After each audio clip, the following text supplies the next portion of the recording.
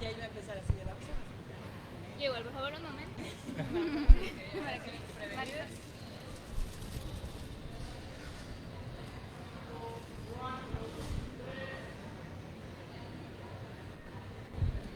Hola, bienvenidas, bienvenidos, bienvenides. Me da muchísimo gusto estar aquí, inaugurar el stand de la Jornada Maya. Tenemos una charla que estoy segura que va a resultar increíble sobre pánicos morales. Ahorita vamos a platicar sobre ello. Vamos a presentarnos cada quien, si les parece. Yo soy Bárbara Guerrero. Soy mamá de 2 chiques trans, soy coordinadora de la Red Nacional de Familias Trans y pues sexóloga y pues estoy muy contenta de estar aquí.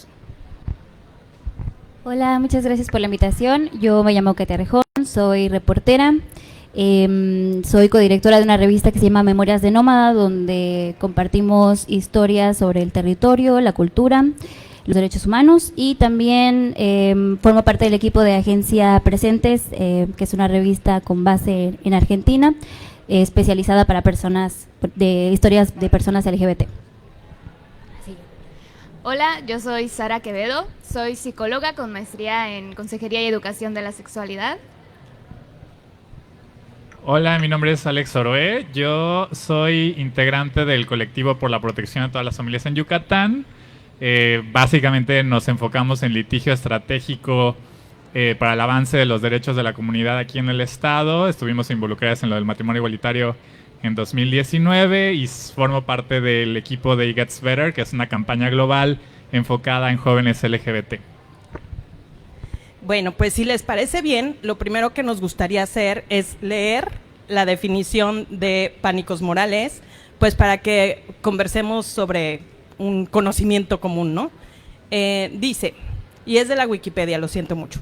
En sociología, un pánico moral es una reacción de un grupo de personas basada en la percepción falsa o exagerada de algún comportamiento cultural o de grupo, frecuentemente de un grupo minoritario o de una subcultura, como peligrosamente desviado y que representa una amenaza para la sociedad.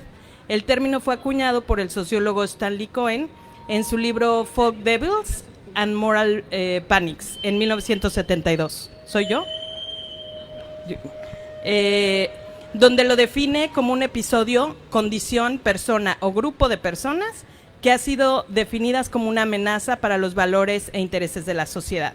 Entonces, pues ahora sí que a lo largo de la historia ha habido como unos pánicos morales bien famosos, ¿no?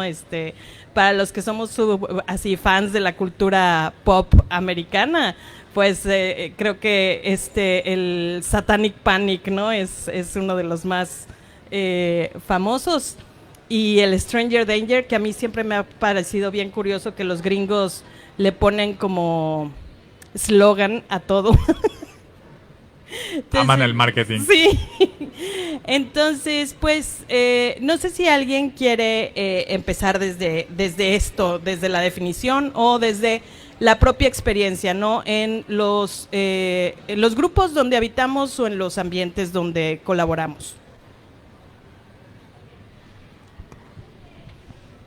Bueno, creo que algo que a mí me empezó a llamar mucho la atención desde que me invitaste a este espacio es que no nos damos cuenta a veces de la profundidad que pueden tener estos pánicos morales, ¿no? O sea, bueno, yo lo visualicé como una semilla bien sembrada en las personas de forma individual, porque a partir de eso empecé como a prestar atención y ser consciente en sesiones, en consultas, que es normalmente donde acompaño, en donde volteas a ver a las personas y muchas de las razones por las cuales la salud mental actual está en riesgo o estamos constantemente buscando cómo mejorarla y crecer y cuidarla, es por estos pánicos morales que nos sembraron desde pequeños a nivel social, a nivel cultural, a nivel gobierno, a nivel en todas partes, porque es lo que nos lleva muchas veces a sentirnos inseguras, con miedo, con temor de ser quienes somos en realidad.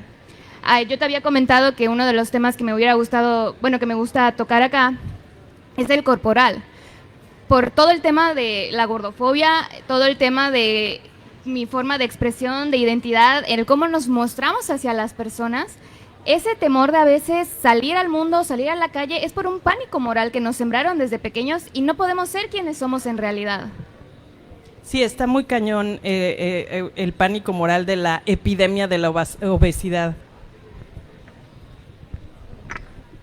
Bueno, sí, bueno, creo que a partir también algo que decías en la definición es cómo el pánico moral construye a otra persona o a otro grupo de personas como el enemigo, ¿no?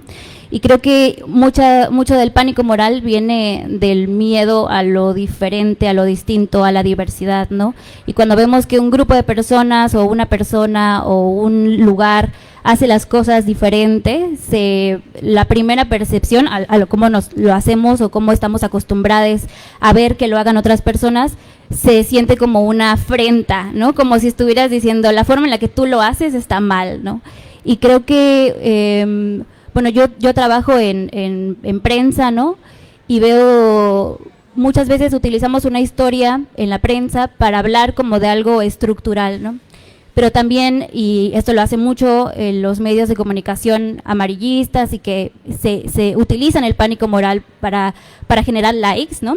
Que utilizan una historia que es más bien una excepción, ¿no? Que es una historia que no representa una estructura o no hablan fielmente como de un sistema, pero la ponen para justificar este pánico moral, ¿no? Y así vemos historias como muy específicas de personas trans, por ejemplo, que como personas cis hetero, como personas hetero, también pueden cometer un delito, ¿no? Y eso no significa que todas las personas trans son personas que cometen delitos, ¿no? Pero nos lleva a ese camino, como cuando se utilizan historias muy, muy particulares en la prensa para avivar estos pánicos morales. Totalmente de acuerdo. Yo el cómo lo entiendo y lo he vivido en el trabajo que hacemos desde el colectivo, hablando del matrimonio igualitario y de cómo en Yucatán ya habían algunas encuestas que señalaban que la mayoría de la gente, poco arriba del 50%, o sea, no por mucho, pero ya la mayoría, estaban a favor del matrimonio igualitario, ¿no? Pero ¿qué pasa con la clase política, ¿no? Que en el sexenio pasado, con el gobierno de Vila y las legislaturas que hubieron en su turno, pues básicamente, no solamente porque se oponían a lo mejor ideológicamente a derechos humanos, al matrimonio igualitario para el acceso a parejas del mismo género, pero también son muy estratégicos la gente que está en el poder, porque a lo mejor ni siquiera les importa, porque no sabes la cantidad de mensajes que yo recibí a veces de gente cercana, la comadre que es su asistente o lo que fuera. No, la diputada Rosa Adriana está a favor del matrimonio igualitario, pero era la cara de la oposición. Y yo decía, pues no importa si personalmente tienes amigos gays, importa lo que haces desde tu posición de poder.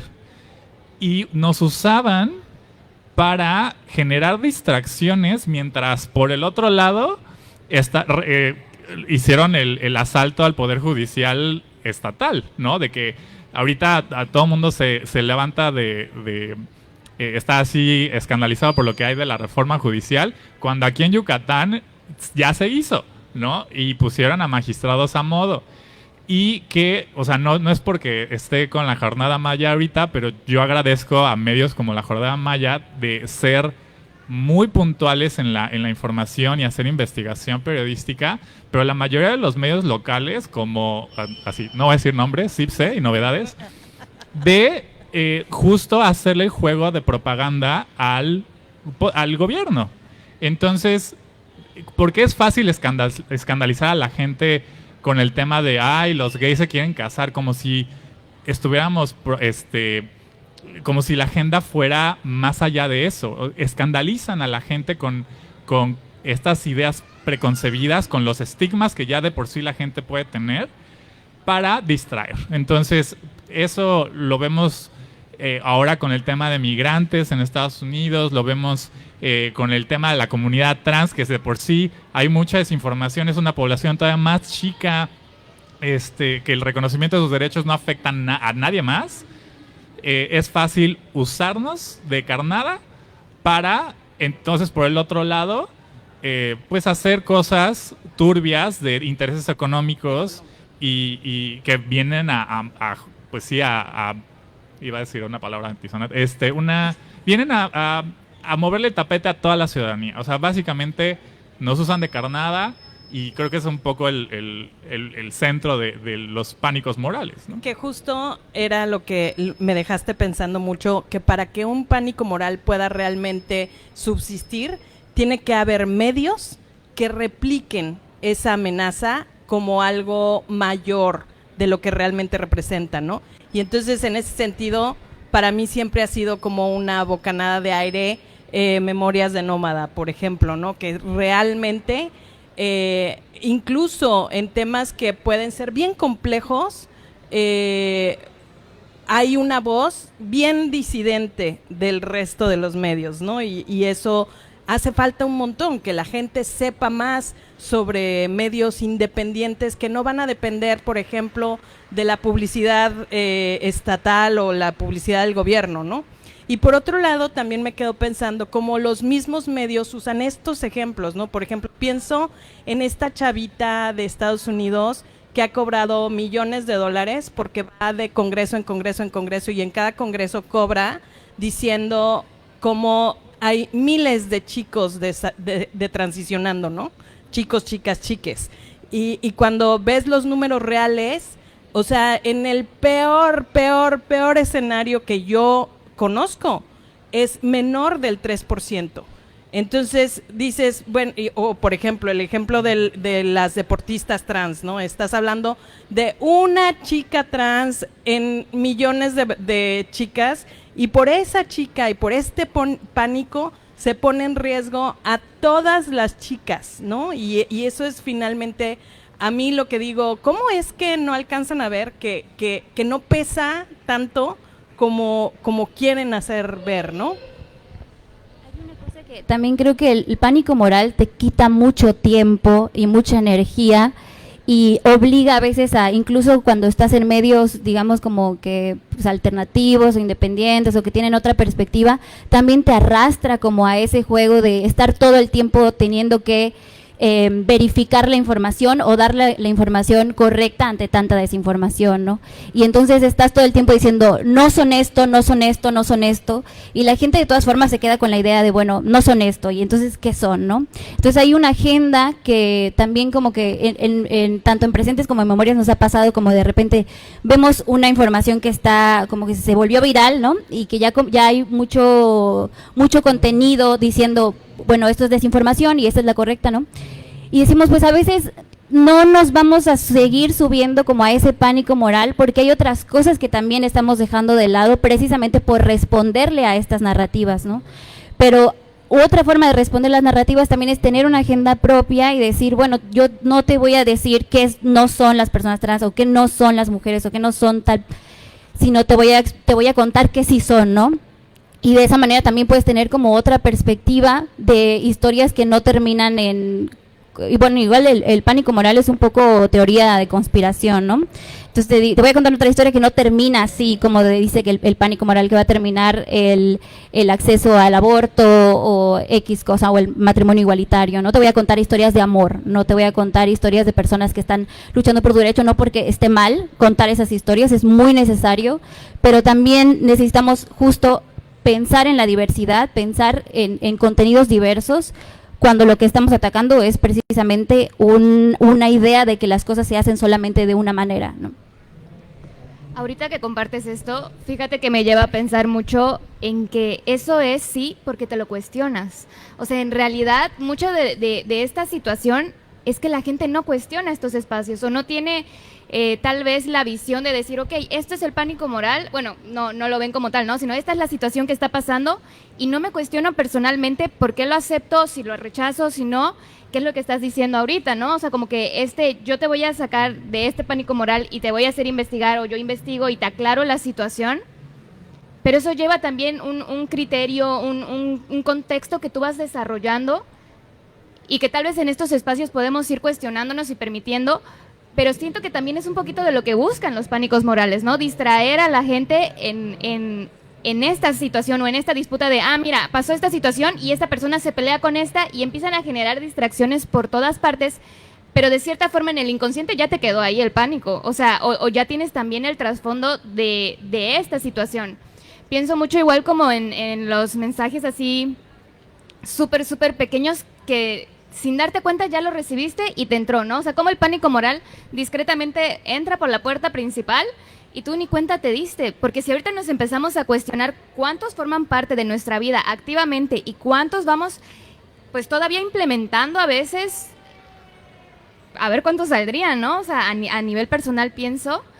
Y otra cosa que también me quedó mucho sonando de estos pánicos es la construcción, o sea, a favor de qué está, ¿no? O sea, de cómo estoy utilizando este pánico moral para generar sí la distracción, sí el rechazo hacia esta sociedad o hasta esta población, y que normalmente sí son, como dicen, ¿no? Minorías que no voltean a ver la normatividad, y también por el sentimiento, bueno, desde donde yo lo pienso, de tal vez sentirme con miedo o vulnerabilidad, en donde si yo digo algo, ¿cómo me van a voltear a ver también después?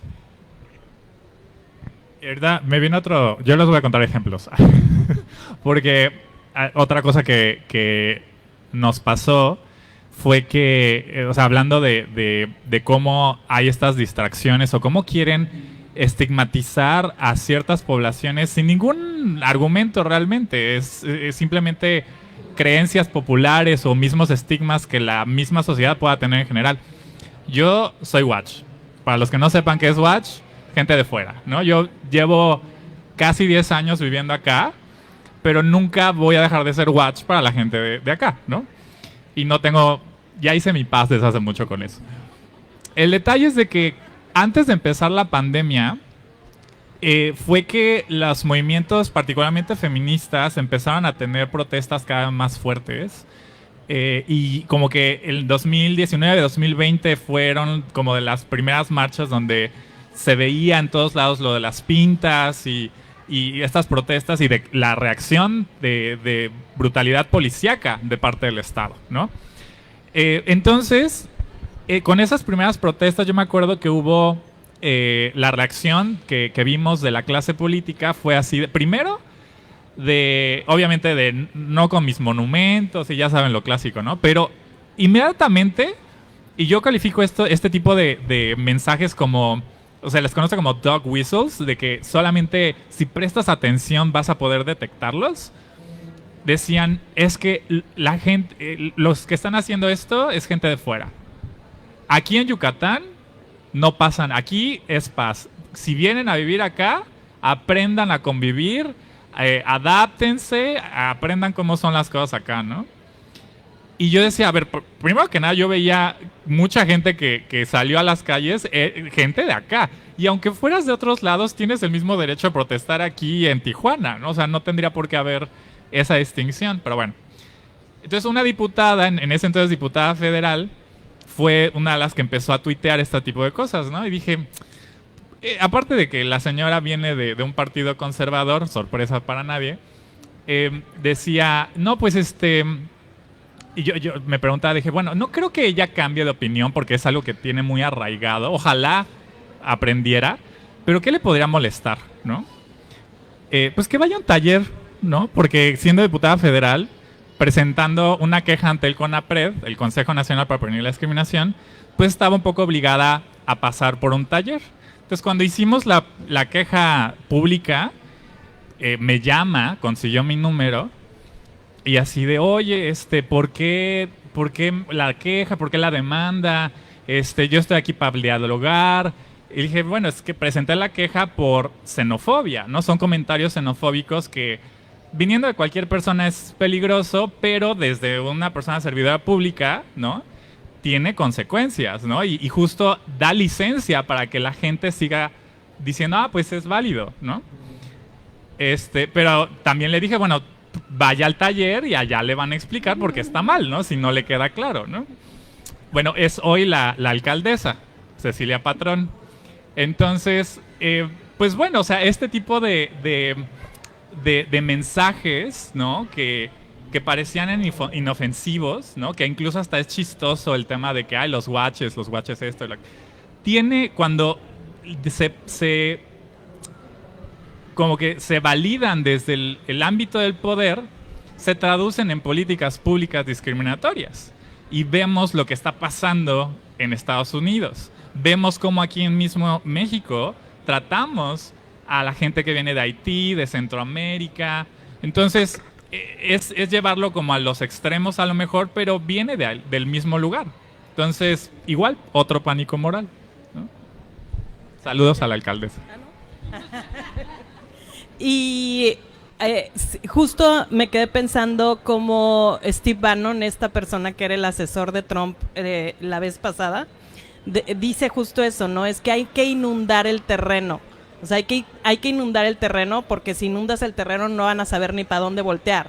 Y finalmente a mí lo que termino siempre pensando es, en Estados Unidos es muy abierta la confrontación, ¿no? O sea, dicen lo que están haciendo y la gente se saca de onda y digo, pero pues si lo dijeron, ¿no?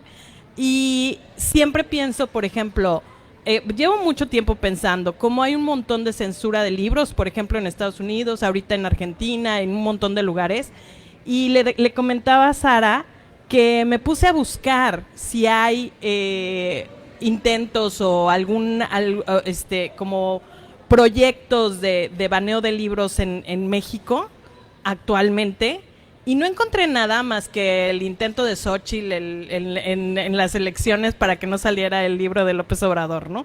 Que además fue muy triste y medio pateticón. Pero, le promovió más, de hecho. Sí, yo creo que le salió peor y a todos, pero al final del día, digo, sí, pues no parece haber, al contrario, ¿no? Por ejemplo, que los Taibo están bien metidos y son súper promotores de la lectura, súper. Y eso está como súper bien, pero de repente me topo con otras historias de la censura desde otro lugar, ¿no? Entonces, por ejemplo, la primera, estaba yo viendo en un grupo que defienden derechos humanos digitales, cómo hay otro tipo de manipulación donde, por ejemplo, se pasa una ley en la que esto que se llama, tú vas a saber mejor que yo, como que notificación y retiro, que el ejemplo que yo vi es que hay una protesta, por ejemplo, y llega la policía y pone Taylor Swift a todo lo que da. Y entonces la gente que está grabando y subiendo a las plataformas no lo puede, o sea, se lo bajan porque está infringiendo el copyright de la canción de Taylor Swift. Y es una forma súper maquiavélica, lo pensé yo, de censurar que la gente no pueda, ¿no?, expresarse, que no pueda mostrar a más personas lo que está pasando en un lugar, ¿no?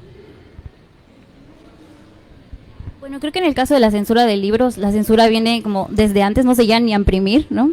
Es muy complicado también que grandes editoriales compren una obra si el autor o la autora, el autor no son conocidos o no sea un tema que saben que va a pegar, ¿no?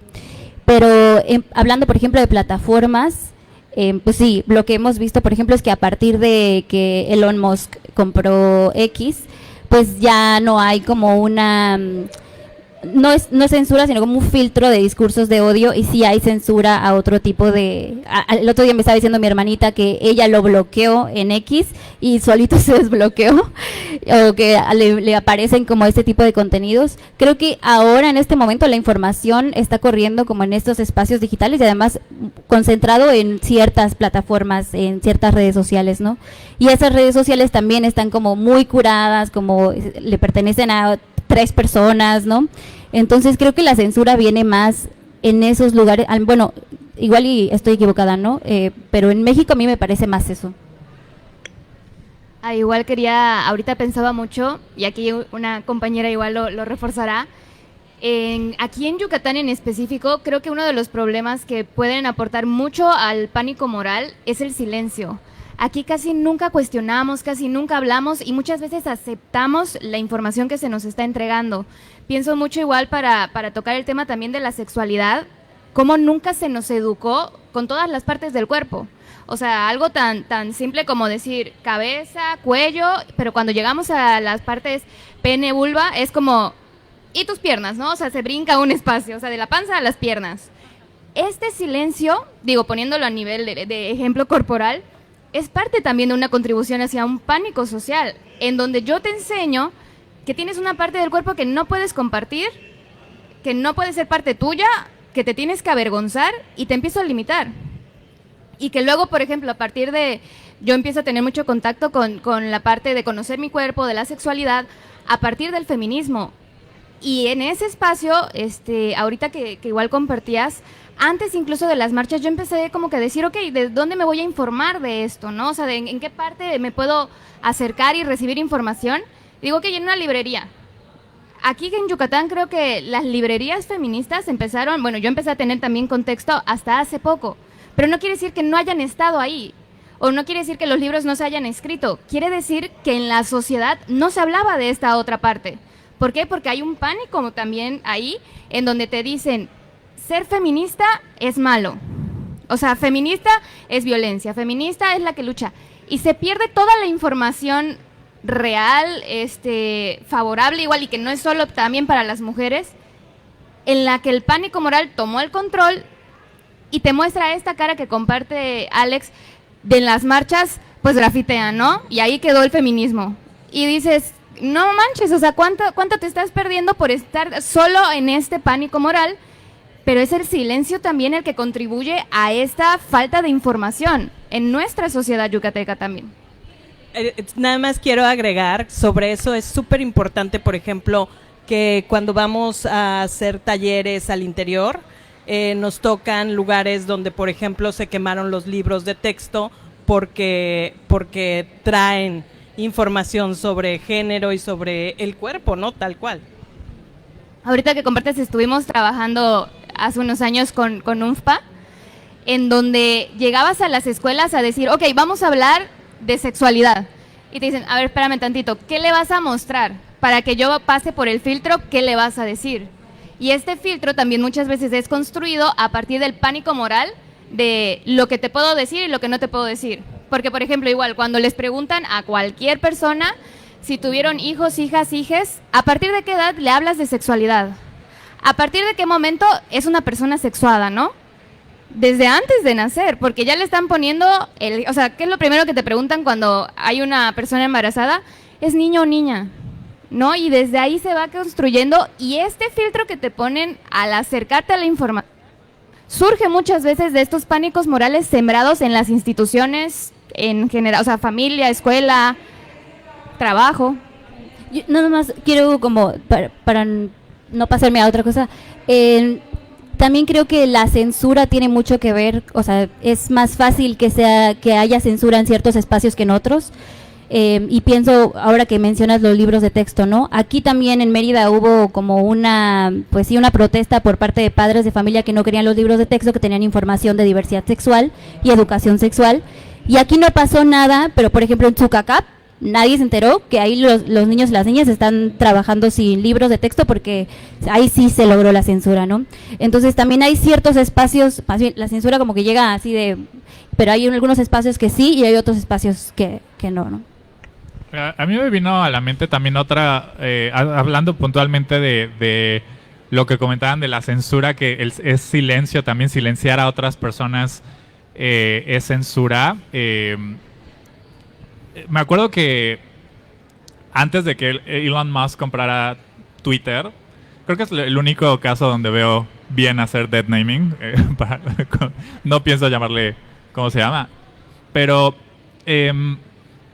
justo la empresa como tal tenía la creencia de que todas las protecciones que habían para personas de grupos vulnerables, comunidad LGBT, personas de comunidades indígenas, personas que viven con discapacidades, darles sus protecciones y contrarrestar los discursos de odio, los discursos discriminatorios, era en pro de la libertad de expresión, porque si propagas lo que pasa ahorita, ¿no? De que básicamente ya es una plataforma de neonazis, lo que ocurre es de que la gente que es el objetivo de estos grupos de opresión, pues terminan silenciándose por seguridad, porque no van a querer ser el objetivo de todo ese acoso.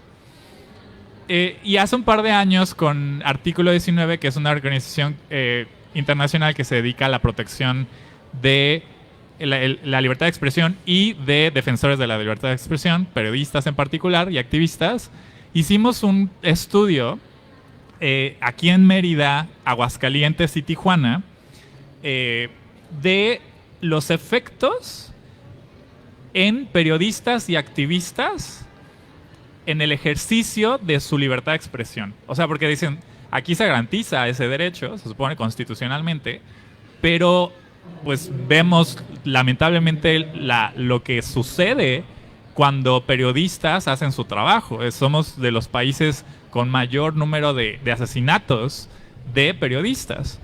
Entonces, el que tengas ese derecho no implica que no haya riesgos.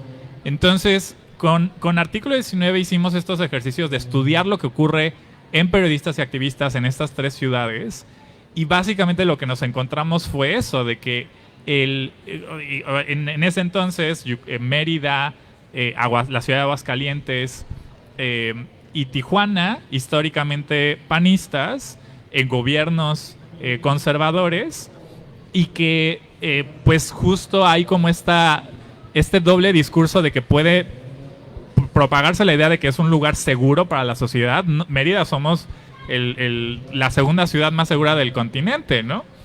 Pero ¿seguro para quién? O sea, eso creo que hay que recordarlo siempre, ¿no? ¿Seguro para quién? ¿No? Y creo que el tema de la censura lo vamos a entender siempre en retrospectiva, cuando veamos cuántos periodistas ya no están aquí, los efectos de cuando hay gobiernos hostiles a ciertas causas, la necesidad que hay de sociedad civil de reorganizarse y contrarrestar todo lo que está pasando, que eso es lo que ocurre siempre. En el gobierno anterior, con Vila, pues un gobierno súper hostil con la comunidad LGBT y con las mujeres en general, los derechos reproductivos. ¿Qué pasó?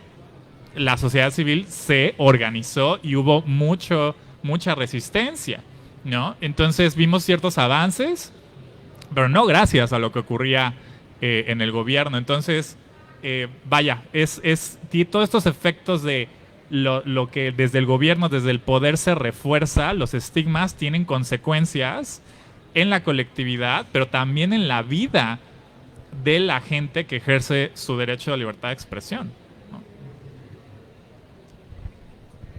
Yo quería preguntarles cómo perciben desde sus espacios este crecimiento o como especie de sube y baja cuando avanzamos en derechos, cómo avanza o cómo se organiza también, ¿no?, el otro lado.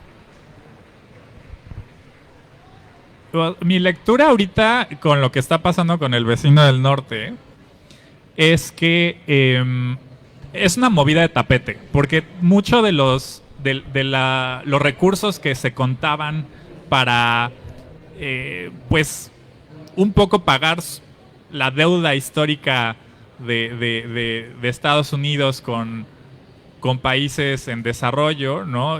Con la agencia del desarrollo, del USAID, ¿no? Que para quienes no están enterados, Estados Unidos tenía una agencia dedicada a apoyar a otros países en combatir la pobreza, la corrupción, entre otras causas, ¿no? Entonces muchas organizaciones de sociedad civil recibían fondos de esta organización en todo el mundo. Y también clave para fondear servicios de prevención de VIH y de atención a personas que viven con VIH, particularmente en África. Y de un día para otro se detuvieron todos esos recursos. Eso tiene consecuencias gravísimas de millones de personas que hoy ya no tienen acceso a medicamentos, ¿no? Entre otras cosas. Entonces, ahorita lo que está pasando con Estados Unidos, que es un caso extremo, las detenciones arbitrarias que hay a personas, no sean ciudadanos o no, que también está muy, muy drástico todo, es que ahorita lo que vemos es que sociedad civil se está organizando de nuevo. Porque hubieron ciertos periodos como bajo la presidencia de Obama, los cortos 4 años de Joe Biden, en donde ciertos grupos pudieron relajarse un poquito así de, ok, no es de que todo esté bien, pero al menos el gobierno no está detrás de nosotros, ¿no? Y ahorita todos estamos así en alerta, ¿no? Y justo ya sea reconstruyendo o reforzando las alianzas que hay, porque hay comunidad LGBT migrante, hay comunidad LGBT en cualquier otra causa, ¿no? Entonces estamos viendo cómo estamos tejiendo ahora todas estas redes de forma un poco más interseccional y pues creo que vamos a ver, o sea, este choque que estamos viendo de lo que ocurre en la narrativa desde el poder y de lo que se propaga en medios de comunicación y lo que ocurre en las calles, lo que ocurre con las comunidades, es que al menos tenemos un poco más de control en la narrativa porque tenemos acceso a ciertas plataformas, aunque ninguna plataforma ya es segura, o sea, nunca lo fueron, pero ahora todas están del lado del mal, ¿no? Ya se pasaron al lado oscuro, ¿no? Meta quitando a los fact-checkers en sus plataformas, que de por sí era un asco de desinformación en todas sus plataformas, pero ahora ya ni eso tienen, ¿no?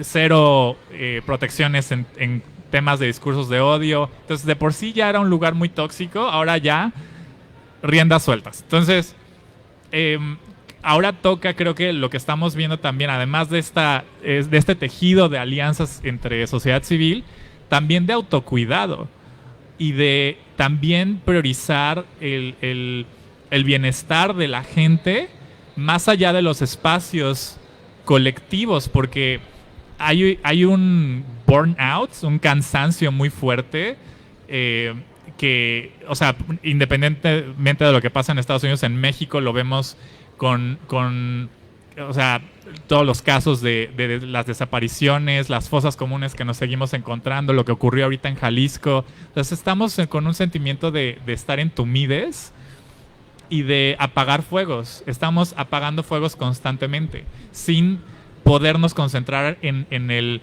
origen de todos estos asuntos. Entonces, yo lo que veo es eso, estamos como un poco volteando a ver cómo cuidarnos mejor en lo personal, en nuestra salud mental, y también reforzar alianzas que ahí a lo mejor hacía falta retomar desde hace mucho tiempo, ¿no?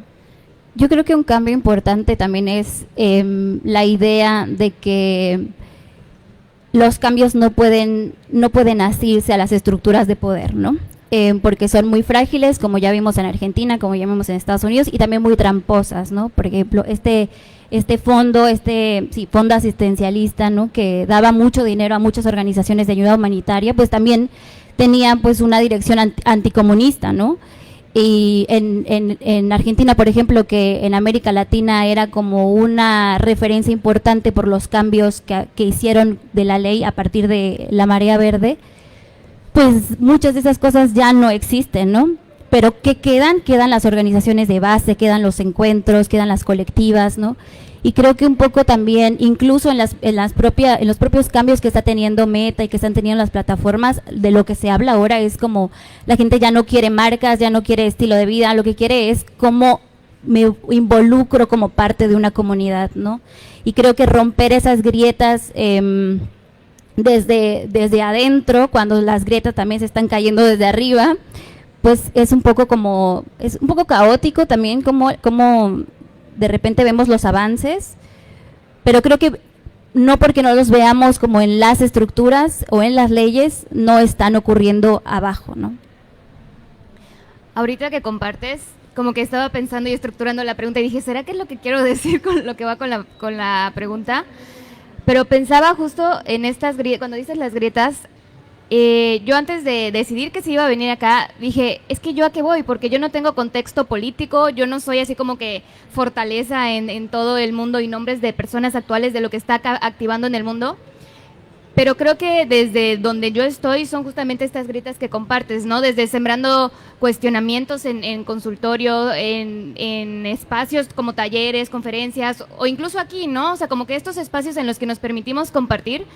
creo que a veces no nos damos no nos damos cuenta, o yo tenía también esa idea de, no, pues es que yo no soy política porque pues no me meto en nada del gobierno o en nada de estas situaciones, ¿no? O sea, de lo que te enseñan en la escuela incluso. Pero igual platicando aquí con amistades, yo decía, no, pues sí, incluso mi postura tiene que ver con la política, tiene que ver con el cambio que se está generando en el mundo. Y justo hablábamos también de la violencia que hay actualmente. O sea, hubo una semana que yo dije, voy a dejar completamente mi celular y el contacto con el mundo exterior, porque ya no hay forma de voltear a ver y decir, ah, qué bonito vivir, ¿no? O sea, qué bonito estar y salir. No, o sea, porque en la vuelta mataron a alguien. En el otro hay una granja en la que hubo un exterminio. O sea, todas estas situaciones de violencia también tiene que ver con un punto en el que ya llegamos, en el que la sociedad está así luchando, y lo que dices de apagando los fuegos. Obviamente, cuando tú estás luchando constantemente con apagar estos fuegos, llega un punto en el que te rompes y dices, bueno, pues ¿cómo le hago? Grito, pinto, rompo, ¿qué hago? Y tal vez sí te puede salir un poco de violencia porque dices, ya estoy harta, ya, o sea, ¿qué hago para que me escuchen, para que me vean, para que vean? Y de eso se sujetan las personas y dicen, cero tolerancia para ti con la violencia, pero la violencia que tú estás recibiendo está chida, esa sí la tolero, esa no pasa nada, la podemos seguir ejerciendo.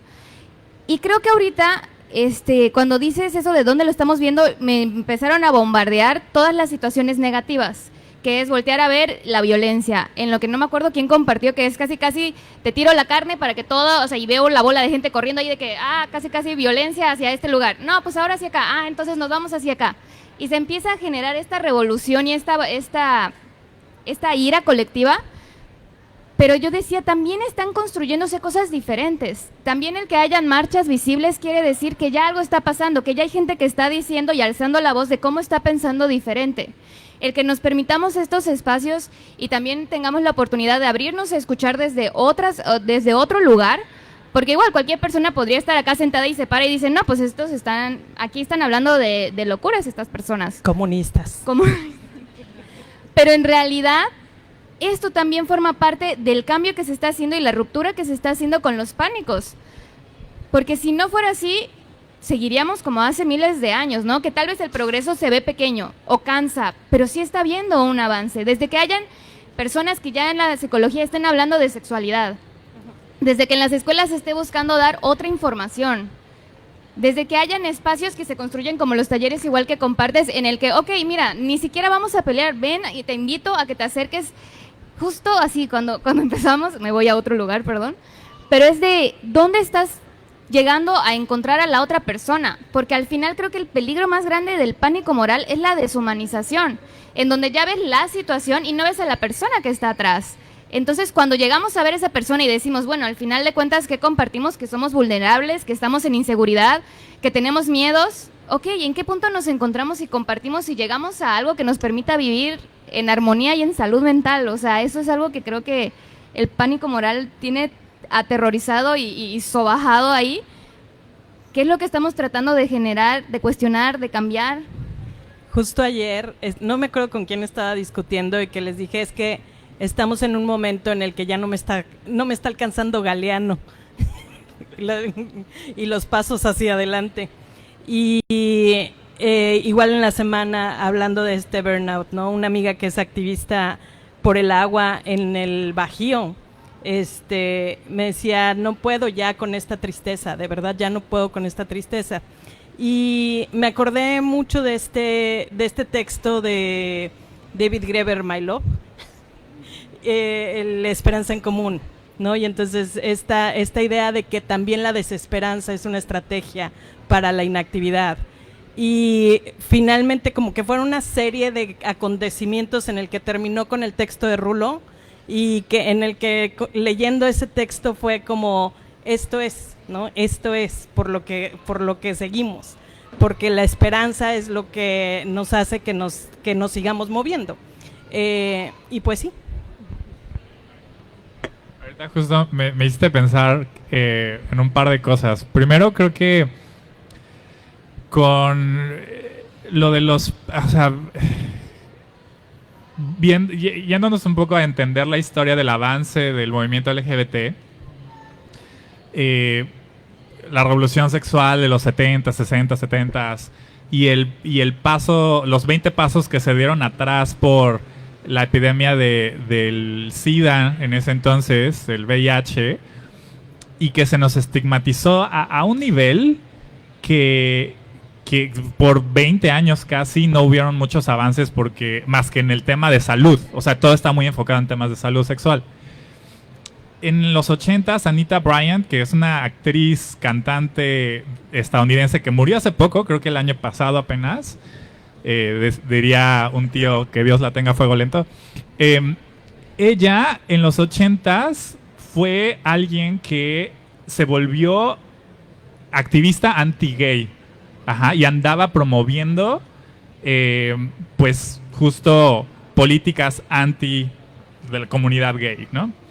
Y hubo una protesta que se volvió muy famosa de alguien que, ella en una presentación, llega alguien y le da un pastelazo, ¿no? O sea, llega así enfrente de ella y que hoy una protesta así sería como, obviamente, pues una agresión a una mujer, sería cuestionada de muchas formas, pero en ese entonces fue como de wow, o sea, como hubo una protesta muy visible, televisada, y fueron de las primeras cosas que en medios de comunicación rompieron en Estados Unidos para dar visibilidad a lo que la comunidad gay estaba haciendo de protestas. No es de que no hubiera nada, pero los medios de comunicación no compartían nada.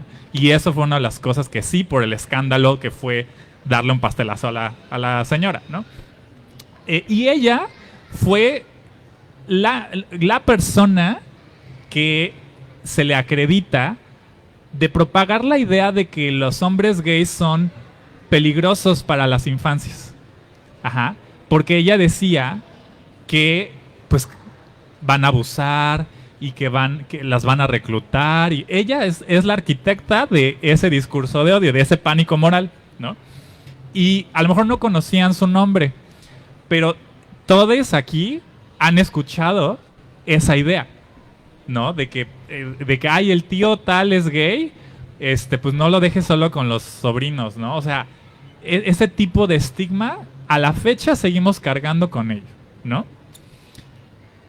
Y pues bueno, o sea, hemos avanzado bastante en el tema, el matrimonio igualitario ha ganado mucha aceptación, pero algo que todavía sigue siendo muy controversial es el tema de la adopción, ¿no? De la paternidad y maternidad lesbo-maternal o homoparental, ¿no? Entonces vean cómo todavía eso, cómo se transforma en otras cosas, en otros derechos, ¿no? Estos discursos de odio. Y ahorita lo que comentaban de la desesperanza también es una estrategia. Hace no más de un mes yo estaba, pues sí, como en una crisis emocional de todo lo que de lo que está ocurriendo ahorita, de lo que vemos en las noticias, de lo difícil que va a ser los próximos 4 años a nivel global por lo que está ocurriendo. Como un país tiene una influencia tan fuerte en todo el mundo, ¿no? O sea, está terrible. Y yo estaba en una de estas crisis, de las pocas que, o sea, realmente no suelo, creo, desmoronarme tan fácilmente, pero me ganó. Y mi novio me dice, creo que deberías de mantener en cuenta, ¿no? Recordar que, o sea, el hecho de que te sientas así es porque te importa tanto, ¿no? Y a mí lo que me da cierta paz, ¿no? O esperanza es saber que hay gente como tú que le importa tanto este tema, ¿no? Entonces, creo que eso cuando me lo dijo, no tanto por lo bonito que fue el comentario hacia mí, pero sí de las y les colegas que estamos en temas de derechos humanos, del medio ambiente, de la libertad de expresión. O sea, creo que es importante que yo cerraría un poco con esta idea de mi parte, ¿no? De por mucho que nos sintamos tan abrumados con lo que está ocurriendo, volteen a ver quién está haciendo algo en ese espacio. Porque se los prometo que hay mucha gente involucrada en hacer que las cosas mejoren. Entonces, eso a mí me da un poco de paz, ¿no? De esperanza. No necesariamente paz, porque vemos cómo está la casa en llamas, pero sí esperanza, ¿no? Y que, como todo el péndulo político, ahorita están en un movimiento muy álgido y muy violento hacia la derecha, en contra de de muchas comunidades en situación de vulnerabilidad, pero el péndulo va para el otro lado también, ¿no? Entonces, pero no por sí sola, o sea, porque hay mucha gente trabajando en ello, ¿no? Entonces, cuiden lo que consumen, en dónde se informan, elijan bien los medios de comunicación que comparten, sigan a la Jornada Maya, el comercial. Y sí, porque eso influye mucho en lo que sabemos, nuestras cámaras de eco, ¿no? Nuestras burbujas. Y si vemos que la tía tal está compartiendo algo que es falso, no en el grupo familiar, no confronten en el grupo familiar, hablen. Díganle, oye tía, mira, te paso este otro, checa esto otro también. No se peleen, compartan, elijan sus batallas, pero sobre todo piensen en que siempre va a haber alguien, en cualquier causa que a ustedes les mueva, que está haciendo algo y ahí pueden a lo mejor aportar su granito de arena, ¿no? Ya sea con un follow a sus redes sociales, un like, compartir lo que hacen, si pueden donar lo que se gastaría en un café al medio o a la organización o colectivo, no saben eso cómo transforma, ¿no? Y si tuviéramos esa cultura, también dependeríamos menos de agencias internacionales que de un día para otro cortan recursos, o del gobierno mismo, ¿no? Porque hoy, a lo mejor aquí, supuestamente el partido actual del gobierno del estado es menos hostil a temas de derechos humanos, veamos. Vemos que no es necesariamente, ya vimos la represión en contra de los maestros, vemos las mujeres, todo lo que está ocurriendo de las protestas por el mes de la mujer. Entonces eso no es garantía. Todos los partidos tienen mucha cola que les pisen, pero no porque estemos en un momento menos hostil, sintamos que aquí las cosas ya están bien, ¿no? Porque aunque el partido haya cambiado, muchas cosas se mantienen. Y la verdad de las cosas es que en esas esferas nadie es enemigo, ¿eh? Nadie. Entonces, eso sería mi... Pues justamente siguiendo lo que acabas de decir, para mí ha sido eso, ¿no? De gente como ustedes que están aquí sentados y varias de las personas que también están por aquí, es de donde yo me he enriquecido un montón, de donde he aprendido un montón y les admiro un montón y les quiero mucho y les agradezco un montón que estén aquí. No sé si tú quieres cerrar, si quieres algo. Bueno, sobre también el tema de la esperanza, recordé que el otro día, hace unos meses, estaba con unos amigos en una parcela que sembraron en Sinanché, y ahí estaban platicando, ¿no? Como digamos, como en la comunidad maya, como en otras comunidades, había como pilares comunitarios, ¿no? Uno era la comida, el otro era... No, bueno, lo importante de la que quiero hablar es el de la fiesta, ¿no? Como la fiesta, la convivencia también alrededor de la comida era muy importante. Y estábamos súper cansados, estábamos hablando de que a lo mejor no había lluvia y no sé qué. Y de repente se pusieron a improvisar una canción, ¿no? Con las cubetas y con las herramientas, y la canción iba sobre los tamales que íbamos a comer un rato después, ¿no? Y pensábamos mucho como... en el despojo que hace también, porque el pánico moral pues obviamente también es una cosa como atravesada por lo colonial, y como la colonización también te quita muchas cosas, ¿no? Te quita la comida que puedes comer o que comían tus abuelos, te quita el agua, te quita la tierra, te quita el idioma, te quita un montón de cosas, ¿no? Y decimos, pero la fiesta, el ánimo para la fiesta no podemos dejar que nos lo quiten, ¿no? Entonces creo que un poco eso también, como la esperanza es un motor, porque crees todavía que las cosas pueden ser diferentes, ¿no? Y pensar que las cosas ya valieron y que no hay nada que hacer, también es un pánico moral, entonces no hay que caer en eso. Igual, para ya ir englobando, creo, las dos aportaciones que hicieron, que creo que también es por lo que estamos acá. es que siempre tenemos que tener consciente que tenemos la capacidad de elegir hacia qué camino estoy yendo, elegir si quiero cambiarlo después, porque también se vale equivocarnos y cambiar, o si no, simplemente cambiar. Y reconocer el poder, porque eso sí es algo que no nos inculcan, pero tenemos el poder de la narrativa de nuestra vida. O sea, tenemos el poder de decidir cómo lo estamos haciendo y no minimizar esto, porque a veces pensamos pues soy una pequeña persona en este inmenso mundo, ¿no? Y dices, no, o sea, lo que estás haciendo está generando un cambio, y lo que estás haciendo también está generando un impacto en las personas que te rodean, en las personas que compartes, en todo el mundo. O sea, creo que es como el efecto mariposa, ¿no? O sea, vamos dejando estas partes que no nos damos cuenta del poder que tenemos como personas, a lo mejor tal vez a la persona con la que me crucé la traté re mal y eso tuvo un impacto en su vida. A veces nos cuesta 5 segundos decir las cosas y a las personas 5 años superar lo que se dijo, ¿no? Entonces, ser conscientes de que tenemos esta capacidad de elegir y el poder de también cambiar nuestras narrativas y escribirlas, ¿no? Que a veces lo que decías, ¿quién la está compartiendo y cómo la quiero compartir yo? Pues una de las cosas que han compartido mucho que a mí me llena así un montón el corazón es que a veces no pensamos en el poder de la colectividad, ¿no? Y que sí, yo tratar de caminar sola es una cosa que sí, te abruma y te apachurra completamente, ¿no? Pero sí, pues desde la colectividad se puede hacer mucho más y se comparte tanto el dolor como la tristeza, como la alegría y la fiesta. Quiero cerrar el espacio, quiero agradecer muchísimo a Rulo, a Sabina, les quiero un montón, muchas gracias por este espacio.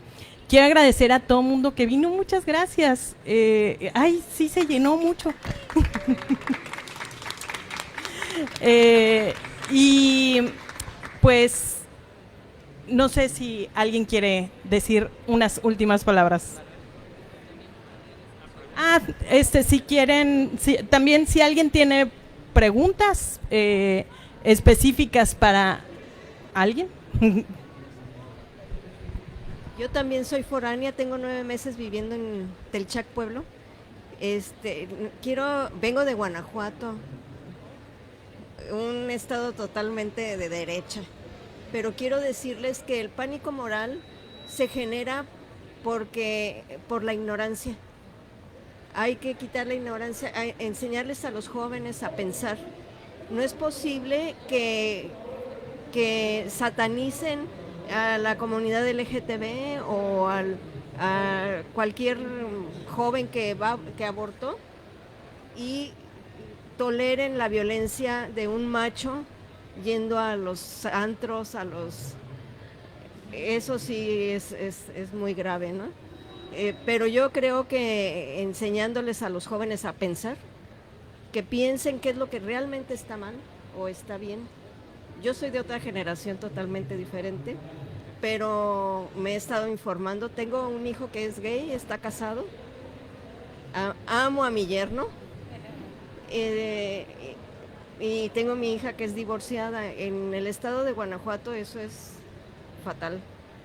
Pero creo también que hay una sociedad ya muy pujante de jóvenes y de papás que queremos ayudarles a cambiar ese estigma y progresar en ese sentido. Entonces la ignorancia es lo que genera el pánico moral. Yo solo voy a decir algo muy rápido para darles la palabra a los demás. Sí, bueno, cuando tienes una posición en la que estás acompañando niñeces y juventudes, es súper importante como empujar a que sean críticas,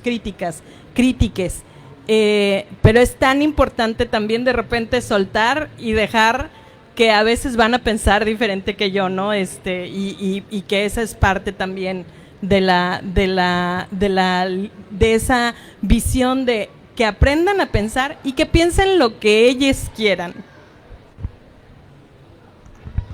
Igual el no subestimar, porque muchas veces ponemos el freno más bien por nuestros miedos también de qué tanta información puedo brindar, qué tantas cosas tal vez ahorita no pueden concretar en el raciocinio, pero en realidad hay muchas formas de compartir información que sí sea posible aceptarla y recibirla.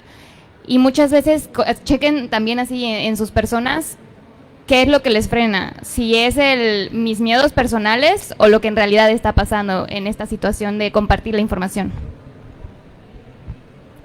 Compañera Watch, gracias por compartir. Yo nada más señalaría que este tipo de testimonios siempre son muy valiosos porque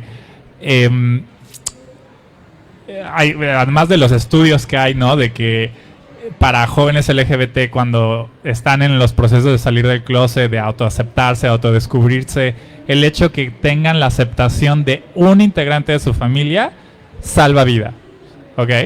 Importantísimo.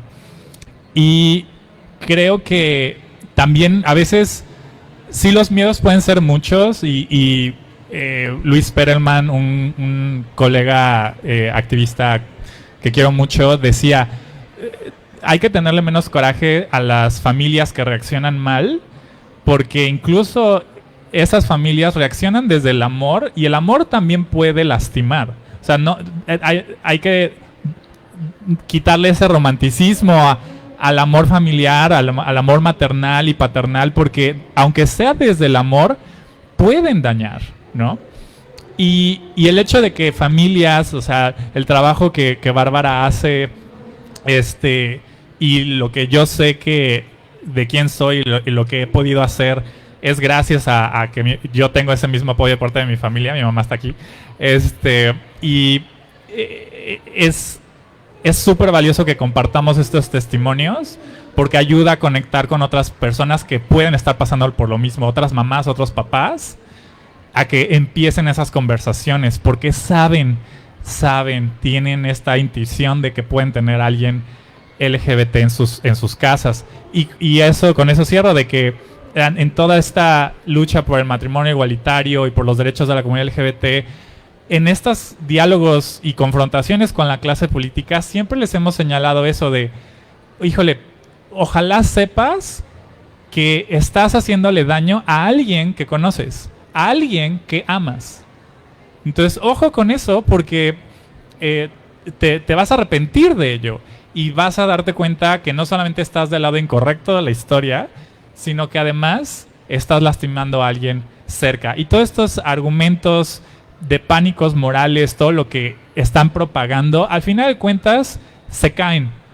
O sea, así como el tema de que los hombres gays son peligro para las infancias, se cae. Ganamos el matrimonio igualitario, estamos ganando el tema de las familias homoparentales, lesbomaternales, ¿no? O sea, de todos modos estamos llegando ahí.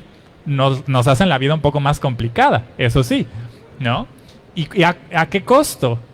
¿A qué costo de cuántas vidas que han sido pues devastadas por este tipo de discriminación y de violencia? Entonces, al final de cuentas, ganaremos y hemos ganado muchas luchas, pero no tendría que ser así. Y yo creo que el que la gente comparta sus testimonios ayuda a cambiar mentes y corazones de manera más efectiva, porque la empatía no es algo que es innato, es una lección. Ustedes eligen todos los días ser empáticos o no con otras personas, entonces elijan la empatía. Y gracias por preguntar. Creo que tenemos espacio para una pregunta más, si alguien se anima. Déjame te paso el micrófono.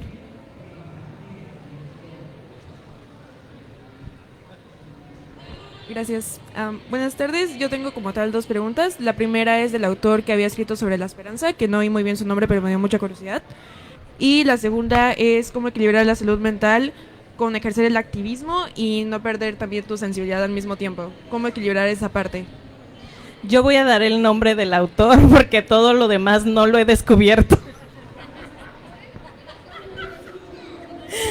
Que cómo pueden mediar entre la salud mental, el activismo y no perder sensibilidad. El nombre del autor es David Graeber, se escribe Graeber. creo que escuché ya la pregunta, pero creo que a veces, no, bueno, desde donde yo lo veo, no es tanto que nos perdamos, sino que nos acompañemos. O sea, cómo te estás acompañando en cada uno de esos espacios es algo fundamental. Porque hay veces, y nos pasa, bueno, a mí me pasa constantemente que digo, no, pues esta semana ni me volteé a ver, ni sé en qué vida estoy y ya. Eso yo lo entiendo como perderse, no sé también cómo entiendas tú el perderte. Y la autoexigencia, siento igual, uy, me salió la autoexigencia, igual es algo que nos hace distanciarnos de nosotras. Porque muchas veces queremos cubrir todo, así de que ser perfecta en el activismo, ser perfecta en mi salud mental, ser perfecta en todas las áreas de mi vida, y eso es algo que nunca vamos a lograr. Pero el cómo te acompañas y el que siempre hay dos elecciones. Puedes acompañarte desde la amabilidad hacia ti, desde la ternura, desde la paciencia, o puedes acompañarte desde la exigencia, que muchas veces son las que, al menos desde mi punto de vista, te hacen perderte o tener esa sensación de que te perdiste. Creo que yo rápido, terapia, vayan a terapia. Yo, en mi caso, por mucho tiempo pensé que yo tengo como cierta fortaleza y como que se me resbala un poco más las agresiones, lo que pueda hacer, pues toda esta confrontación que hay con la política y con gente adversaria, ¿no? En que nos topamos, o lo que pasa en redes sociales. Y la verdad es de que yendo a terapia me di cuenta que más bien mi activismo, aparte de que la mayoría siento que estamos en esto por naturaleza, somos cuidadores, ¿no? Y que se traspola a lo colectivo, ¿no? También por lo general somos personas que difícilmente sabemos pedir ayuda. Ajá, porque estamos ayudando a otras personas, por lo general, que recibir la ayuda se siente antinatural. Entonces, saber aprender a pedir ayuda es importantísimo, que ubiques tus redes de apoyo, que sepas ser vulnerable, porque a veces, aunque en el discurso lo sabemos, en la práctica es muy difícil. Y creo que también el ir a terapia ayuda mucho para no saturar a nuestra red de apoyo, ¿no? Porque a nuestras familias pueden pagar una factura de lo que hacemos, ¿no? Desde la preocupación de nuestro bienestar y de nuestra seguridad, hasta el hecho de que a lo mejor todo lo que hablemos sea eso, ¿no? Y eso también puede saturar. Entonces, pero también eso a veces funciona contradictoriamente en nuestra contra, ¿no? De pues no quiero agobiarles, no quiero preocuparles, pues no digo nada, pues no pido ayuda, ¿no? Entonces hay que encontrar los momentos en donde sí es necesario hacerlo y que con sus amistades, que con sus familias, con quienes ustedes tengan esta red de apoyo, sepan decir, oye, necesito desahogarme tantito. Y no necesariamente para que me resuelvas las cosas. A veces nada más necesito desahogarme, ¿no? Y eso es complicado para quienes somos por naturaleza cuidadores y que estamos en estos trabajos de activismo. Entonces, terapia. Yo no sé. Bueno, para empezar, creo que yo no me considero activista, pero soy reportera y me toca cubrir cosas que obviamente también afectan mi salud mental en algún punto. Creo que coincido con lo que decía Sara respecto a la autoexigencia, como que hay que ser muy honestas, honestos, decir lo más poderoso que puedo hacer es organizarme y ver cómo funciono en un grupo de personas, pero yo querer salvar las cosas o cubrir todo que tiene que ver este tema o hablar demasiado de esto y que ocupe el 24 horas de mi día, pues la verdad es que no, porque incluso si lo hiciera no cambiaría las cosas que hacen falta cambiar, ¿no? Y para mí sí, en los últimos años ha sido mucho más importante tejer como las cosas que tengo a la mano, ¿no? Como tener una casa donde yo me sienta segura, que sé que es una cosa que no depende muchas veces de nosotros, pero en la medida de lo posible, las cosas que dependan de nosotros, ¿no? Decir, no voy a trabajar hoy, ¿no? Yo sé que tal vez hay una protesta o lo que es, pero no voy a trabajar hoy porque quiero ir a ver a mi hermana, por ejemplo, ¿no?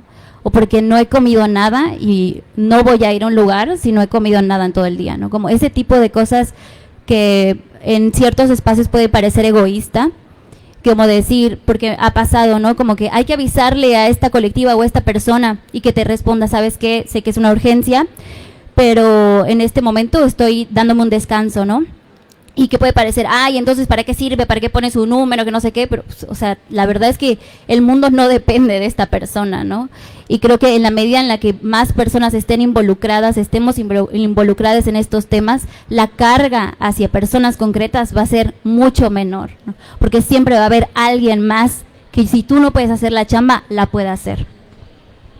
Solo voy a ahondar un poquito en esto porque hay una situación que yo tengo años como que lo ponemos y lo ponemos y lo ponemos sobre la mesa, pero así es y así es como funciona, ¿no? Y es como el activismo, hay una exigencia de que todo tu trabajo sea voluntario y de repente pues sabemos personas que nuestra vida no está solucionada económicamente, ¿no? Y entonces de repente dices, ay, pues sí, pero y es una lucha porque el sentir te llama, ¿no? A decir, no, pues sí, y por atrás digo, ay, pero yo debería estar buscando trabajo, ¿verdad? Y de repente puede llegar a ser tan fuerte que en situaciones extremas se vuelve el activismo muy elitista, porque solo la gente que tiene dinero va a tener todo el tiempo, todos los recursos para poder estar siempre, ¿no? Entonces, me encanta lo que dices, como tejer redes y que las redes crezcan y sean más amplias, porque mientras más somos, pues se reparte más equitativamente, ¿no? Y desde que te lo estás cuestionando, vamos por buen camino, o sea, vas un paso adelante. Comentario de gente de otra época. Para salvar a alguien primero tienes que salvarte tú. Para poder ayudar primero tienes que ayudarte tú. Bueno, pues muchas gracias a todas, todes. Katia, Alex, Sara, Bárbara, muchas gracias por hacer este cachito para acuerpar, ¿no? Y para resistir desde la ternura fiera. Y pues bueno, creo que sin más sé que hay un poquito más de preguntas, tal vez si tienen la disponibilidad y el tiempo, pues que se acerquen a los panelistas. Y pues bueno, a nombre de la jornada les agradecemos mucho. Antes de cerrar, yo quisiera nada más preguntarles dos cosas. Y una es cómo les encontramos en redes o cómo seguimos sus proyectos para también pues justo un poco seguir generando esta red también digital, y que nos recomienden un libro que podemos, aquí claramente hay uno, pero que nos recomienden un libro que podríamos encontrar aquí en la Filey y que recomienden pues a las personas que están aquí y a quienes están escuchando también en redes sociales. Muchas gracias. Bueno, a mí me encuentran en Instagram como @oladefuego y ahí tengo los arrobas del lugar donde trabajo. Y un libro, no sé, no me he dado la vuelta, pero si está Ciudad Copyright de Conrado Romo, se lo recomiendo mucho. Ay, todavía no estoy lista. A mí me pueden encontrar en Instagram como PSIC, Sara.g, escrito el punto, o sea, no, ya no había punto, entonces tienen que poner .g. Ahí me pueden contactar. Y un libro que les recomiendo que sí debe de estar es... sí, amo. Mujeres que corren con los lobos, es buenísimo. Y la escritora, no me acuerdo ahorita del nombre, pero empieza con P. Pero ahorita se los comparto. A mí me pueden encontrar en todas las redes como Alex-Orue, O-R-U-E. Del colectivo que represento, tenemos un grupo en Facebook como Colectivo por la Protección a todas las familias en Yucatán. No pensamos en el marketing del nombre, evidentemente, está muy largo, pero queremos como reapropiarnos de la palabra familia, que la usaban siempre en nuestra contra, pero ahí estamos en redes también. Y el libro que yo recomendaría es de mi querida Paulina Chavira, que es de la editorial Planeta, que creo que han de tener aquí un stand, o están, creo que en Gandhi también lo pueden encontrar. Se llama Antimanual de Lenguaje Igualitario, que justo ella es lingüista y de hecho pude colaborar con ella en hacerle como darle feedback antes de que se publicara, y y habla de justo pues, para no tenerle miedo al lenguaje incluyente e igualitario, que pensemos en que es más fácil de lo que pensamos realmente. Entonces está así súper breve, muy digerible. Lo pueden encontrar aquí seguro en la Filey. A mí me encuentran en Instagram como Guerrero Bárbara, bien creativa yo ahora. Y les voy a recomendar, hablando de censura, les voy a recomendar el libro más censurado en Argentina es Come Tierra, de Dolores Reyes. Es un librazazazazo. La voz de Dolores es brutal. Y también, si se valen dos, Desde los Zulos de Dalia de la Cerda.